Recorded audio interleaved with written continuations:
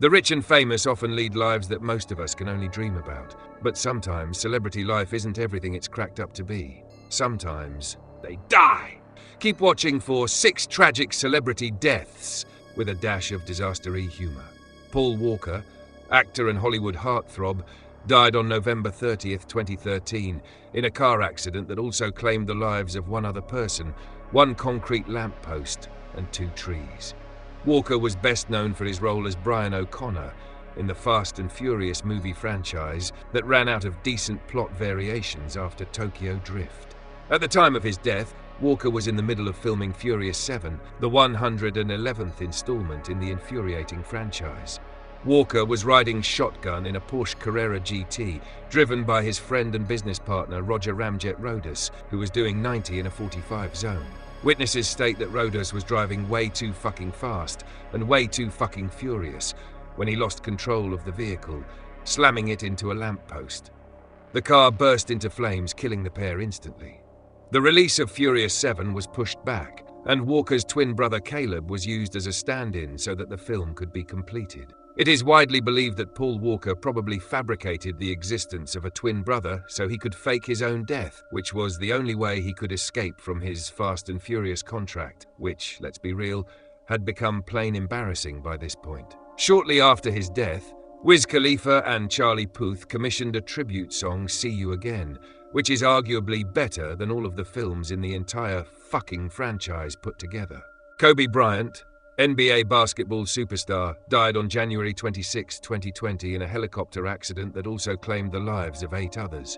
Bryant spent his entire 20-year career with the Los Angeles Lakers, boasting an impressive resume. His achievements include 5 NBA championships, 2 NBA Finals MVP awards, 18 All-Star selections, 2 Olympic gold medals, and avoiding a conviction for sexual assault in 2003. He spent his entire career trying to be like Mike, but never did quite measure up. Bryant was perhaps best known for his bizarre fantasy that he was some kind of serpent in human form, constantly referring to himself as the Black Mamba. While it is generally accepted that he probably was black, his claims that he was an actual snake are highly questionable, and probably nothing more than a bizarre attempt to perpetuate that fucking annoying reptilian conspiracy theory that keeps doing the rounds. Bryant died when the pilot of his private helicopter forgot what direction the sky was in and crashed into the side of a hill in Calabasas, California. The accident also claimed the life of Bryant's 13-year-old daughter Gianna, as well as 7 others who aren't important enough to mention. Aaliyah, R&B singer and pop star, died on August 25, 2001 in a plane crash that also claimed the lives of 8 others. She was only 22 years old when she died. She was known for her hit songs, including Are You That Somebody?, Try Again, and One in a Million, collaborating with other artists such as Timbaland and Missy Elliott, who at that time were nothing more than tadpoles in the R&B pond. Aaliyah's career was about to explode into the fucking stratosphere before her life was tragically cut short. She had already recorded 3 albums and starred in 2 major Hollywood movies, including Romeo Must Die, in which she acted alongside martial arts superstar Jet Li.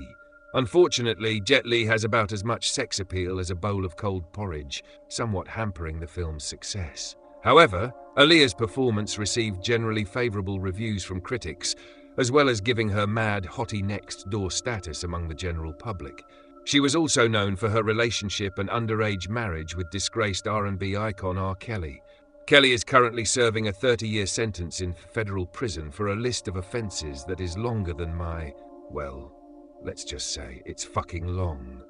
The day she died, Aaliyah had just finished filming the music video for her song Rock the Boat and was returning to the United States aboard a small plane with the rest of her team. Tragically, the light plane crashed shortly after takeoff, only 200 meters from the runway. All 9 people aboard, including Aaliyah, her team, and the pilot, died on impact. The pilot later tested positive for various illicit substances and was probably both smashed as fuck and rocked out of his gourd. He was later accused of being Mexican, but was never officially charged with any offenses.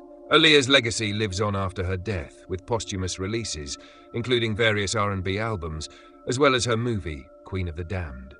Steve Irwin, Australian wildlife warrior and television personality known as the Crocodile Hunter, died on September 4, 2006, while filming an underwater documentary on the Great Barrier Reef off the coast of Queensland, Australia.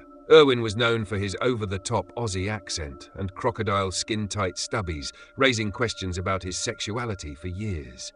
Irwin died in tragic circumstances when he was mauled by a friendly stingray that was chilling out in a nearby billabong, pretty much just minding its own business. Steve should have probably known better than to fuck with a stingray, which, like most Australian animals, will kill you just as soon as fucking look at you, mate. But he was always sticking his fucking fingers where they didn't belong, and it really was just a matter of time before he got mauled. Eyewitnesses reported that Irwin's final words were, "Crikey!" seconds before his heart exploded. It is estimated that degenerate gamblers across Australia lost millions of dollars, as most had bet on Steve-O finally getting finished off by something a bit more ferocious and respectable, like a fucking salty mate or a fucking taipan mate, not a fucking stingray mate. Despite the hilarious manner in which he died, people across Australia were actually pretty fucking ropeable by the news of Steve-O's passing.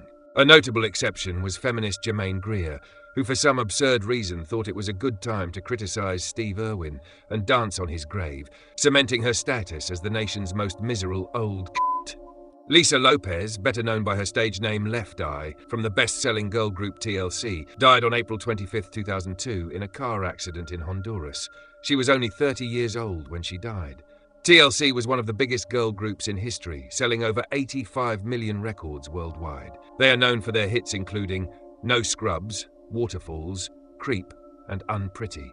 TLC's 1994 album, Crazy Sexy Cool, is one of the best-selling albums by a female group of all time, with over 23 million copies sold worldwide.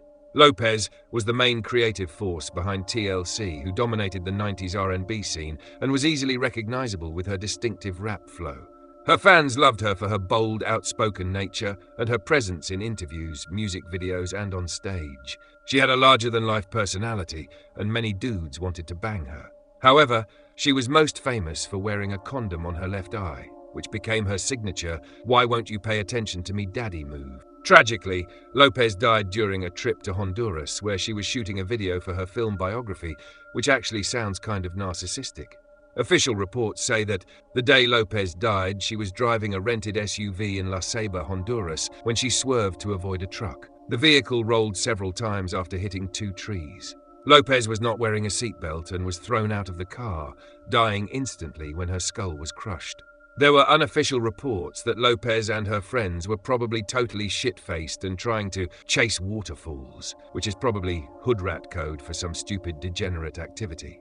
Interestingly, only 2 weeks before her death, Lopes was involved in another accident that resulted in the death of a 10-year-old Honduran boy named Byron Isaul Fuentes Lopes. There is controversy surrounding the incident, but rumor has it that the little boy was hanging from the passenger's side of his best friend's ride, trying to holler at Left Eye. At the time, Lopes stated that she was struck by the fact that the child killed in the accident shared her last name. The family of Byron Isaul Fuentes Lopes said their boy was struck by that crazy puta's fucking out-of-control truck. Despite occasionally killing small children, the talent and influence of Lisa Lopes cannot be denied, and she will be missed. Princess Diana, also known as the Princess of Wales, died on August 31, 1997, in a car accident in Paris, France, instantly sending the entire island of Great Britain into a period of extended mourning. This immediately raised questions around the world as to the manliness of the British. I mean, if one small fender bender is enough to stop an entire country, it begs the question exactly how great Great Britain ever was in the fucking first place. So much for the famous British stiff upper lip. Diana was known equally for her tireless charity work, as well as her constant infidelities against husband Prince Charles, who thought he could somehow make a princess out of a pauper after he rescued her from the gutters of Britain. Diana died as a passenger in her black Mercedes-Benz S280, as she and her fuckboy boyfriend, Dodi Fade, sped through a tunnel, attempting to escape the paparazzi after another one of their sordid trysts, no doubt at the taxpayers' expense. There is intense controversy surrounding the crash, with some speculating that the driver of the limousine, Henry Paul, might have taken the phrase "driving through a tunnel" much too literally. Others claim that Diana's death was an orchestrated assassination by British intelligence agencies on behalf of the British royal family, as a reminder to women everywhere that princess behavior gets real fucking old, real fucking quick. Over 2 billion people watched the funeral of the so-called Princess of Wales, held on September 6, 1997. However, despite massive attendance and huge publicity, not a single whale nor a solitary dolphin attended her funeral, calling her title into question. Some even went as far as to accuse her that she never even met any real whales at all, not even in a fucking aquarium. Diana was survived by her 2 sons, Prince Willie and Prince Harry, who seem to have inherited their mother's ability of making highly questionable life decisions. However, like the saying goes, we must all keep calm and carry on. For the next video, click here, and make sure you like and subscribe. Thank you for watching, and stay disastrous.